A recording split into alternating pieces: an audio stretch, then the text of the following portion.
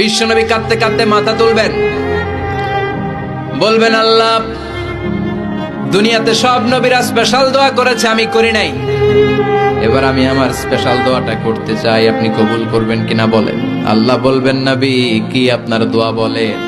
বিশ্বনবী বলবেন, আমার একটা উম্মত যার অন্তরের মধ্যে যাররা পরিমাণ ঈমান আছে, একবার আপনারে আল্লাহ বলে ডেকেছে, একবার আমি বিশ্বনবীর উপর দুরূদ পড়েছে, একবার শাহাদাতের বাণী আমার যে গুনাহগার উম্মত দুনিয়ার বুকে থেকে ঘোষণা দিয়েছে, ওই একটা উম্মত যদি জান্নাতে ঢুকতে না পারে, আপনি আমারে জান্নাতে ঢুকাতে পারবেন না। আল্লাহ বলবেন, সাল তুতা, সাল সাল তুতা, ওয়াশফা তুশাফা, শাফাত করেন নবী করেন, যার জন্য দোয়া করবেন আমি কবুল করে নেব। দুনিয়াতে বিশ্বনবী কম কষ্ট সহ্য করে নাই। 3 বছর শিয়াবে আবি তালেবে জেল খেটেছে। কয় বছর? দুর্ভিক্ষের বছরগুলোতে বিশ্বনবীর পেটে দানা পানি ছিল না।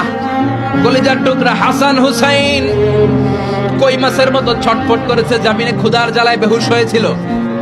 বিশ্বনবী যদি ওই স্পেশাল দোয়াটা করতেন, জান্নাত থেকে খাবারের বস্তা পাঠিয়ে দিত কে? ওই দোয়া করছিলেন? জেলখানায় আল্লাহরে বলছিলেন, আল্লাহ স্পেশাল দোয়া করলাম, জেল থেকে মুক্ত করে দেন, করছিলেন? যুদ্ধের ময়দানে নিজের দাঁত ভেঙেছে, উহুদের ময়দান সাক্ষী, বিশ্বনবীর মুবারক রক্তে উহুদের ময়দান রঞ্জিত হয়েছে। সেদিনও বিশ্বনবী ওই দোয়াটা করে নাই। চিল্লায় বলেন ঠিক কিনা? তায়েফের ময়দানে বিশ্বনবী কয়েকটা জায়গায়, 3 জায়গায় বেহুশ হলেন। বিশ্বনবীর মুবারক দেহ বেয়ে রক্ত ঝরলো। ওই কঠিন বিপদের দিনও বিশ্বনবী এই দোয়াটা করেছেন নাকি? কথা বলেন।